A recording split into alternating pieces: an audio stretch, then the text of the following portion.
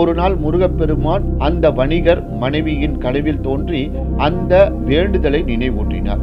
அதை அந்த பெண் தனது கணவரிடம் கூற அந்த வணிகர் முருகப்பெருமானிடம் மன்னிப்பு கோரியதுடன் வைர வேலையும் சாத்தினார்.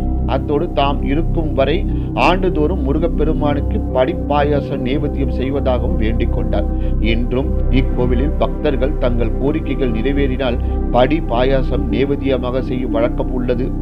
ஆயக்குடி முருகன் கோவிலின் படிப்பாயாசம் பிரசித்தி பெற்ற பிரசாதமாகும். இத்தலத்து முருகன் குழந்தை பருவத்தினன் ஆதலால் சுக்கு, சீரகம் மற்றும் வெல்லம் கலந்து செய்யப்படுகின்றது. இதை அனுமன் நதிக்கரை படித்துறையில் அமர்ந்து அருந்தினால் குழந்தை பேறு வாய்க்கும் என்பது பக்தர்களின் நம்பிக்கை.